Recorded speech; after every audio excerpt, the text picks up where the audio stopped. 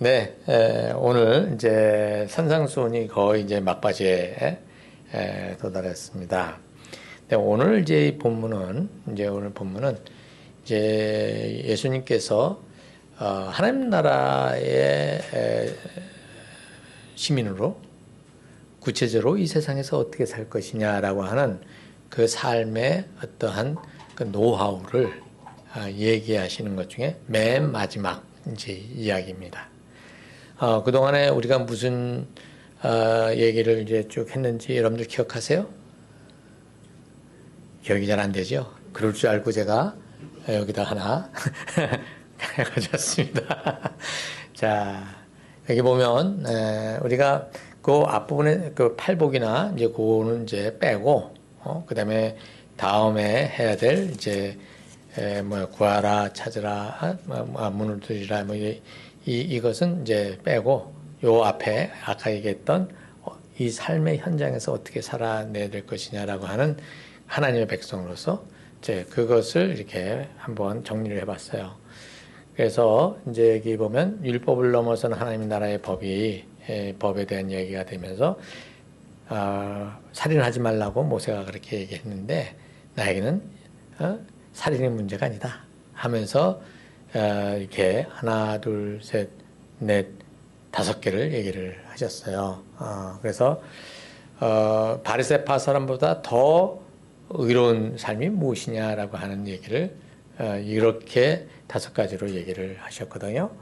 그래서 이제 그것을 이제 얘기를 해 주시면서 지금 그 다음에 이제 위선에 대한 얘기를 하셨어요. 그렇죠? 그래서 자선을 베풀 때 어떻게 해야 될지, 그 다음에 기도의 자리에서 어떻게 해야 될지, 그 다음에 금식의 자리에서 어떻게 해야 될지, 이 부분에 대해서 얘기를 해 주셨습니다. 그 다음에 이제 재물, 돈을 어떻게 우리가 바라봐야 될 것인지, 이제 그것에 대해서 이제 예수님께서 말씀을 하셨죠. 근데 오늘 이제 마지막으로 이제 정죄에 대한 이야기를 하고 계십니다. 자, 이제 이거 이렇게 보면 이제 뭐 이거 외에도 주님께서 많은 이야기를 하셨을 거예요, 그렇죠? 근데 오늘 마태는 이 산상수훈에서 예수님께서 우리에게 하나님 나라의 이 세상으로 침투해 들어온 하나님의 나라, 이 하나님 나라의 백성으로 우리가 살아가는 삶이 구체적으로 이러이러한 경우에 어떻게 살아내야 될 것인지를 이렇게 지금 이제 가이드라인을 만들어 주셨습니다. 근데 오늘 여기 이제 심판하지 말라라고 하는 이 얘기를 이제 읽다가 저는 누구를 심판하지 말라는 거지? 이런 생각을 좀 해봤어요. 그것을 이제 보다 보니까 여러분들 7장 3절, 7장 3절을 한번 볼까요? 7장 3절을 보면 어찌하여 형제의 눈 속에 있는 티는 보고 내 눈 속에 있는 들보는 깨닫지 못하느냐 이렇게 돼 있어요. 그렇죠? 자, 여러분들 막 적고 있었죠? 아까 그거. 제가 나중에 공지사항으로 올 테니까 적는데 이렇게 힘 빼지 마십시오. 나중에 제가 올려드릴게요. 여기 보면 형제의 눈 속에 있는 티는 보고라고 한 것을 보니 지금 형제라는 단어가 딱 떠올랐어요. 그럼 이 형제는 누구를 얘기하는 걸까요? 보통 우리 혈육 간의 형제를 얘기하는 걸까요? 아니면 어떤 형제를 얘기하는 걸까요? 네. 여러분들 이미 알고 계세요. 지금 여기 맥락이 어떤 거냐면 지금 많은 사람들이 예수님께로 왔는데 그 중에 이제 제자들이 따로 예수님께로 더 나아갔을 때 예수님이 제자들을 보고 이 말씀을 하셨거든요. 그러니까 예수님을 따르는 자들, 예수님의 제자들. 한마디로 예수 공동체 안에서 서로의 지체를 두고 뭐라고 그런다고요? 형제, 자매라고 부르는 거죠.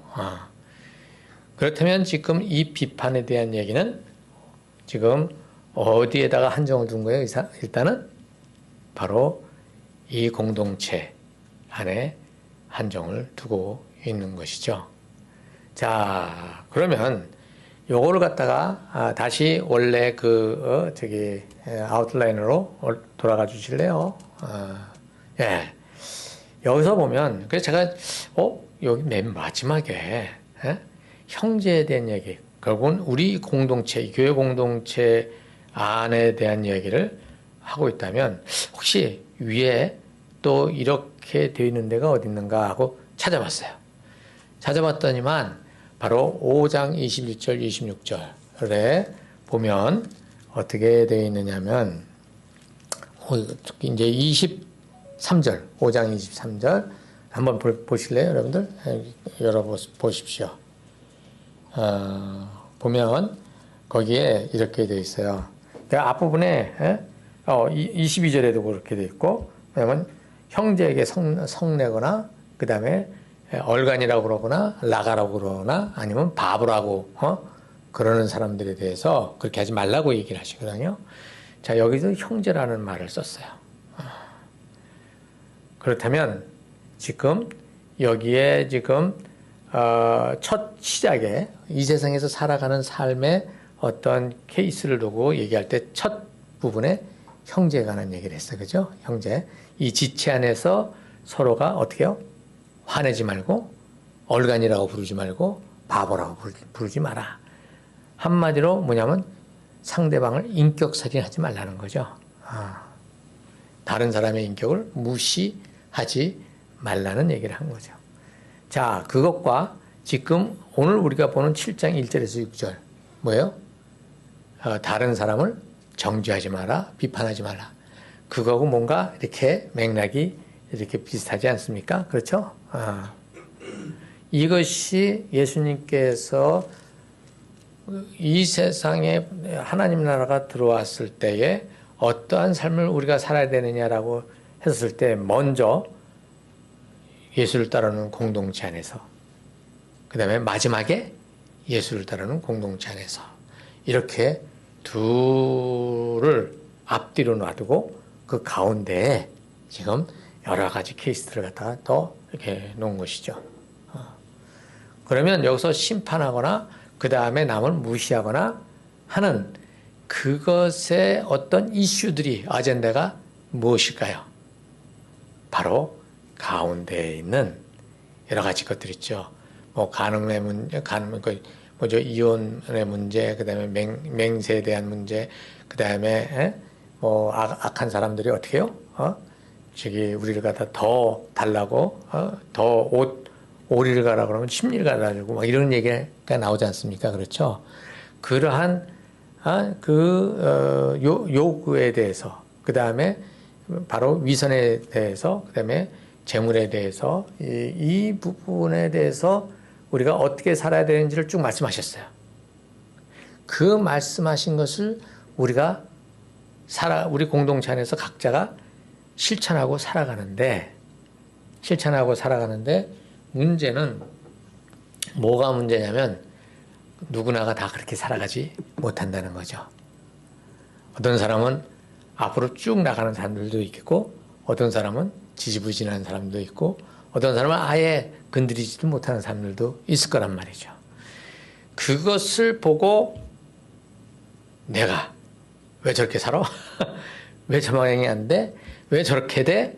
라고 하는 그러한 비판을 우리가 하게 된다는 거죠. 그런 비판을 하게 된다는 거예요. 앞부분에서도 그거밖에 못 살아? 이거 안 되겠구만.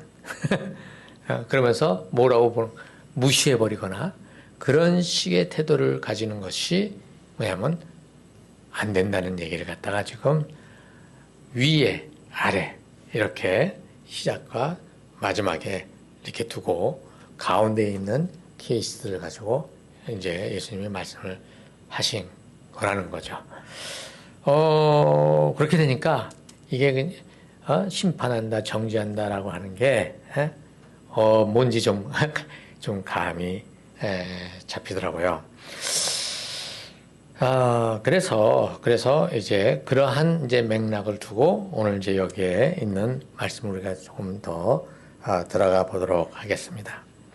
1절에 보면 뭐라고 되어 있습니까? 자, 이제 저기 본문으로 들어가서 비판을 받지 아니하려거든 비판하지 말라 이렇게 돼서 그냥 비판하지 말라라고만 하면 될 것 같다가 왜 굳이 비판을 받지 않으려거든이라고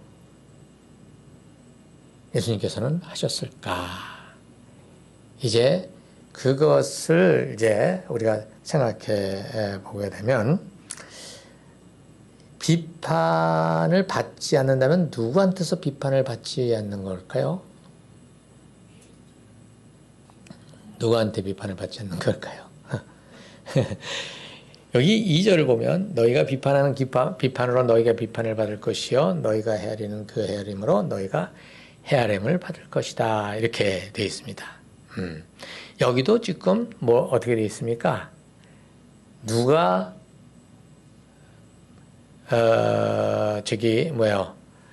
이 비판을 할 것이며 여기는 지금 수동태로 되어 있잖아요, 그렇죠? 근데 누가 비판을 하며 누가 헤아릴 것이냐라고 하는 이것을 우리가 본다면 일단은 인과응보식으로 해서 뭐가 되는 거예요? 내가 막 누굴 비판했는데 그 비판한 거로 내가 다른 사람들한테서 어떻게 해요? 욕을 먹는 일이 벌어지는 것 이걸 우리가 생각할 수 있잖아요. 꼴 좋다 이제 이렇게 되는 거죠. 그렇죠? 또 한 가지는 그 비판하시고 헤아리는 분이 누구라?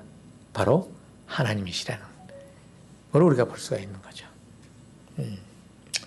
여러분들 어디죠? 주기도문에 나에게 지은 죄를 내가 용서해 준 것 같이 주님께서 나를 용서해 달라고 말씀을 그렇게 기도를 가르쳐 주셨잖아요. 그리고 밑에 나온 내용이 네가 용서하지 않으면 하나님께서 너를 용서하지 않는다라고 말씀을 하셨어요. 그러니까 그 용서나 여기서 비판이나 어떻게 해요?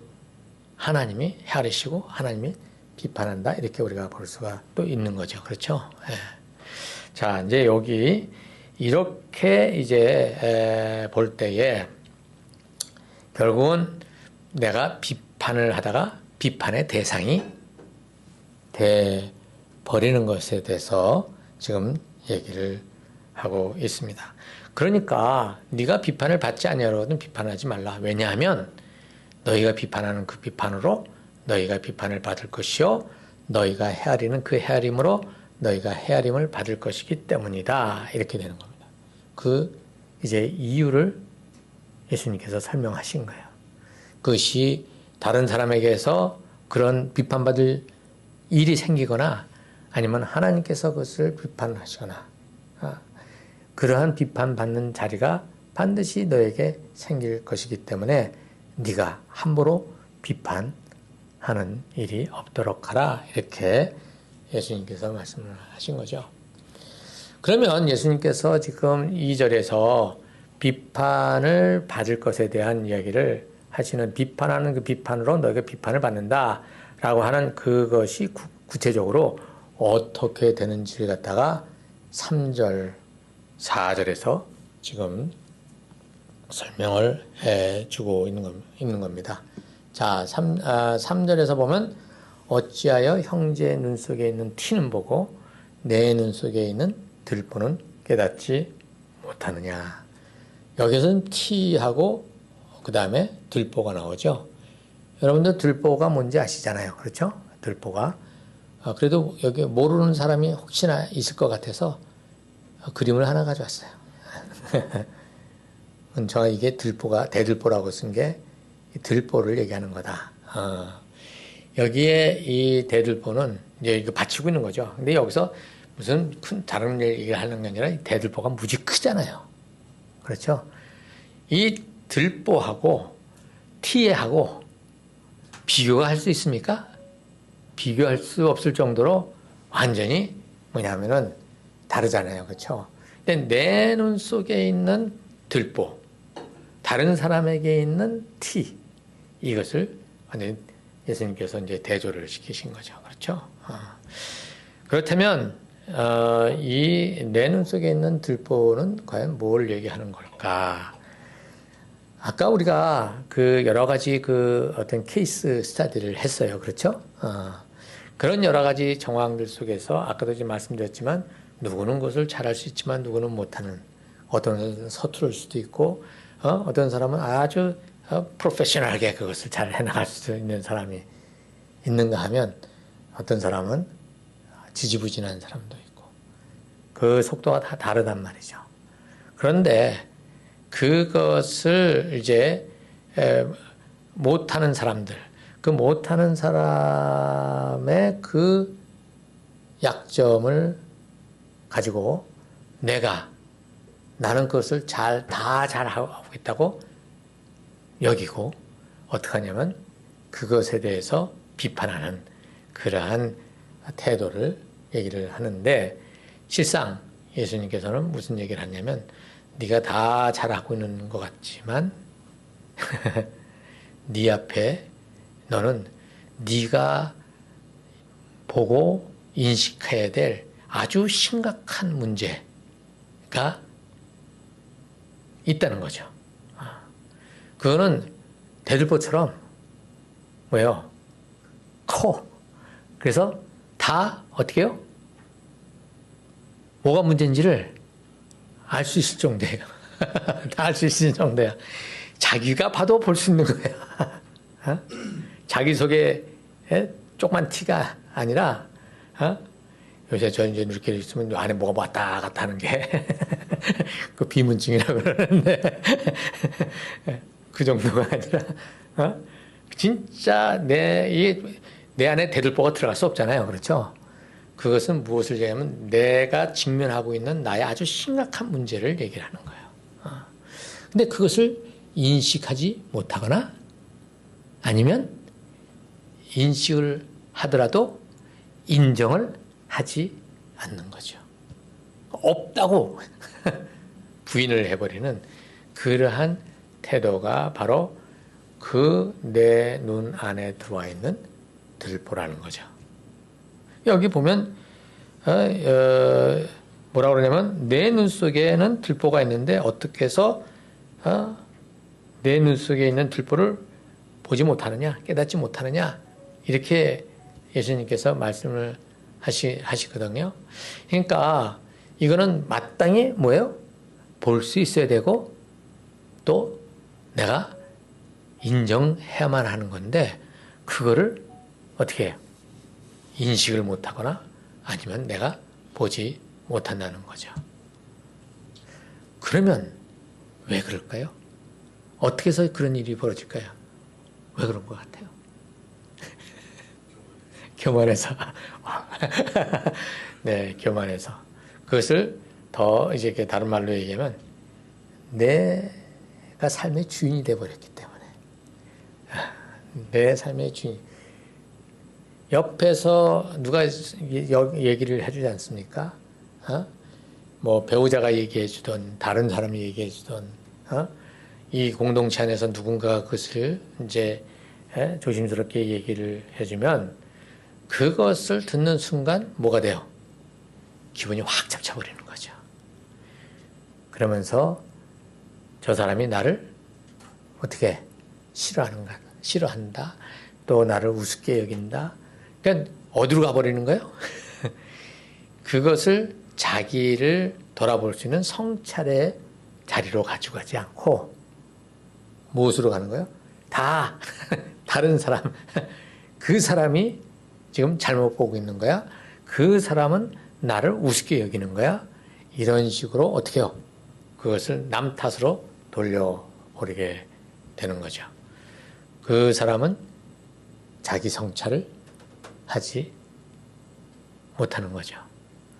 그 사람은 우리가 팔복에 있는 것처럼 마음이 가난한 사람이 아니죠. 슬퍼하는 사람이 아니죠. 온유한 사람이 될 수가 없죠.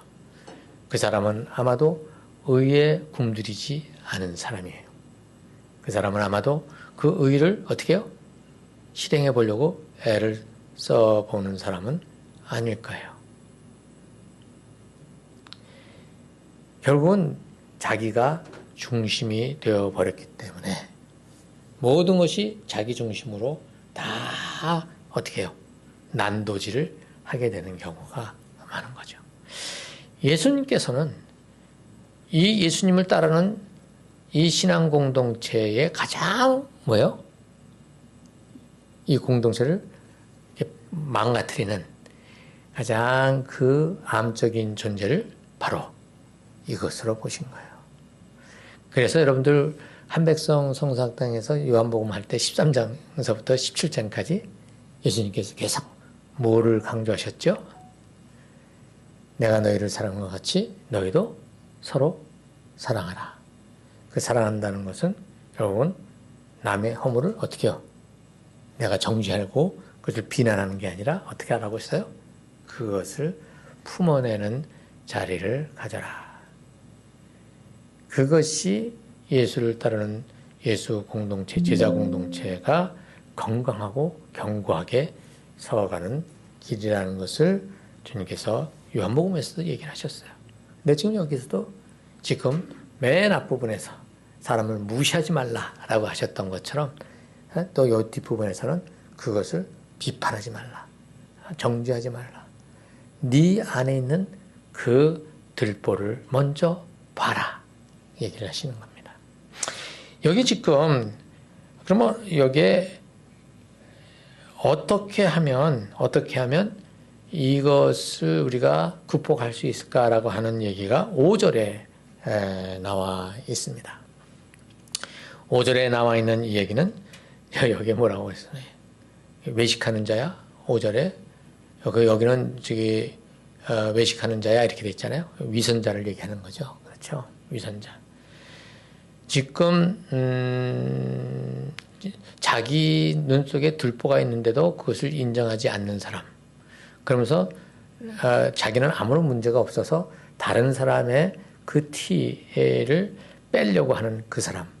지적하고 고치겠다고 하는 그 사람. 그 사람을 두고 예수님께서는 외식하는 자야 이렇게 말씀하신 거죠. 여기 지금 제자들이 그렇다는 얘기는 아니에요. 그럼에도 불구하고 그렇게 앞에 마치 누가 있는 것처럼 그 외식하는 자가 있는 것처럼 이렇게 말씀하셨어요. 외식하는 자야. 내 눈 속에서 들보를 빼어라 이렇게 얘기를 하셨어요. 자, 그렇다면 여기에서 예수님께서 말씀하신 이것을 보면 우리가 우리 눈 속에 있는 들보를 어떻게 해요? 뺄 수 있다는 거죠. 만약에 뺄 수 없는 것이면 예수님이 이 얘기를 하지 않으십니다. 분명히 뺄 수 있다는 거예요. 다시 말해서 우리가 이 위선의 자리에서 이 외식하는 자리에서 벗어날 수 있다는 것을 예수님께서는 말씀하시는 거예요. 그럼 어떻게 이거를 뺄 수 있는가라고 하는 것은 아까 제가 방금 전에 무엇이 문제라고요? 무엇이 문제? 예, 내가 내 삶의 왕이 돼가지고 있고요. 내가 내 삶에 하나님이 되어 있다는 말이죠. 이것이 뭐냐면 변화되지 않으면 안 된다는 거죠. 결국은 뭐냐? 회개의 자리로 돌아가는 거예요. 우리가 계속 매일매일 우리를 돌아보고 우리를 성찰해보고 하나님의 말씀을 따라서 나의 삶에 혹시 내가 중심이 돼서 살지는 않았는가? 누가 어떤 얘기를 했을 때 그것을 두고 속은 상하고 기분은 아주 나쁘지만 그럼에도 불구하고 그것이 혹시나 어떻게 해요? 하나님이 저 형제를 통해서 저 자매를 통해서 나에게 하시는 말씀이 아닐까라고 하는 그 가능성을 열어놓고 하나님 앞에 나아가는 그러한 자리를 우리가 갖지 않는다면 우리는 절대로 어떻게 해요? 나에게 주어진 들보를 보지 못한다는 거죠. 우리 어저께 우리 성경 공부하면서 토요일 성경 공부하면서 다윗에게 그 미갈이 왜 당신은 옷을 훌라당 벗고 신하들의 그 여인네들 앞에서 춤을 추느냐 라고 했었을 때 다윗은 어떻게 했어요? 그것을 심각하게 생각하지 않았어요. 오히려 그걸 가지고 누구를 공격했어요? 자기 아내인 미가를 공격했죠. 아주 치졸하게. 나는 하나님 앞에서 한 거야. 그 얘기를 하면서 사실 왜냐하면 너희 아버지 사울을 하나님께서 제거하시고 그 자리에 나를 올려놓으셨어. 그렇게 얘기를 했단 말이죠. 그런데 그 다음에 일어난 사건이 뭐냐면 밧세바를 우리아의 아내 밧세바를 취하는 그 일이 벌어져요. 다윗에게는 그게 뭐예요? 그런 일이 벌어지게 되는 그 상황들, 그것이 만들어지는 그 원인들, 이게 뭐예요? 다윗에게는 들보였던 거예요. 근데 미가는 보는데 다윗은 그것을 보지 못하는 거죠. 미갈이 그렇게 얘기했을 때 다윗은 그것을 카운터택을 시켜가지고 미갈을 갖다가 좀 박살을 내버린단 말이죠. 이것이 바로 다윗의 아주 치명적인 문제였어요. 아주 딱 맞는 그 예화가 돼버렸거든요. 그래서 다윗이 지금 왜 그런 자리에 있게 되었느냐? 결국은 자기가 왕이 되면서 또 왕이 되고자 하는데 자기가 생각한 그 속도대로 되지 않으니까 이제 자기가 주관해서 그 왕이 되는 자리로 가려고 그렇게 하는 가운데 자기의 삶의 주인이셨던 하나님을 옆으로 놓고 자기가 자기의 인생을 주관하려고 했던 그것이 결국에는 사단이 나버리고 만 것이죠.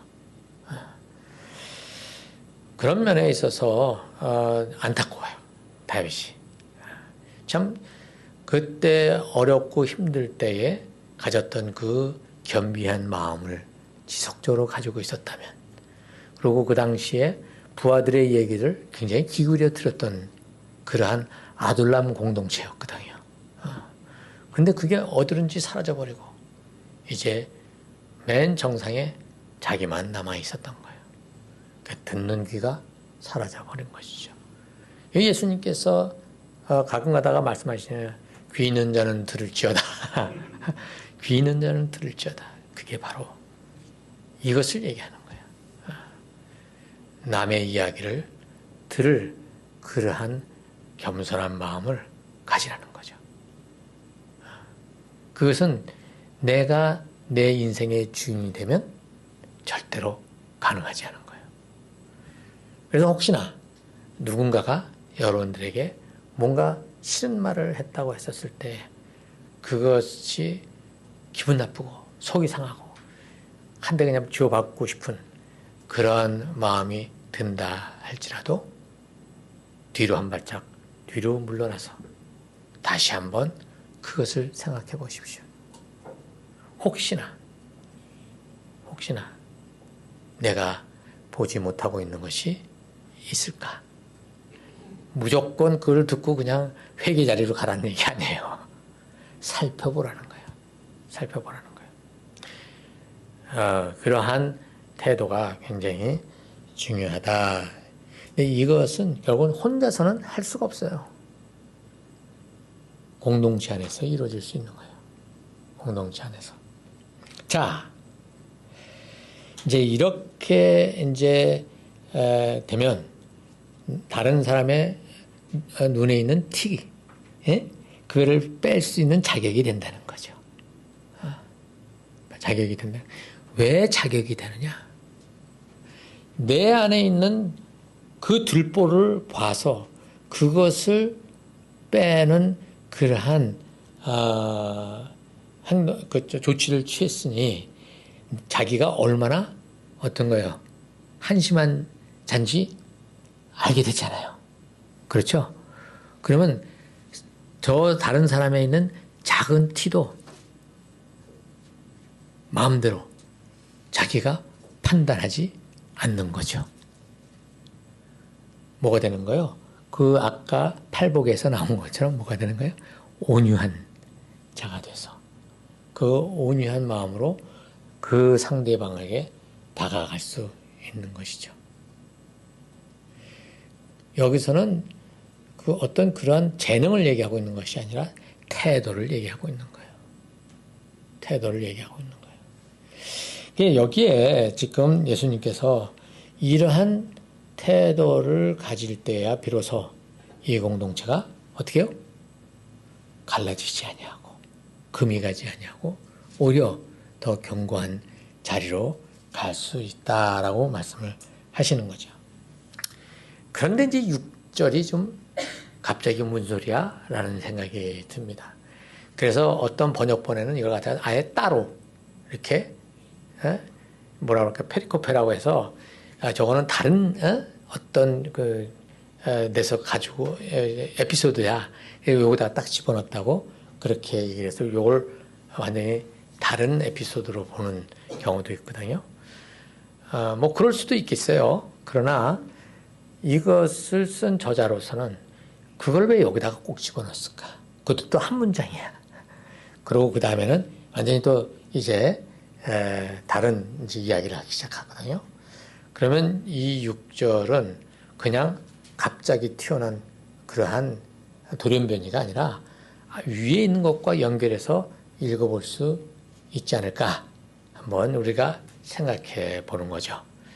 여기서 거룩한 것을 개해 주지 말며 너희 진주를 돼지 앞에 던지지 말라.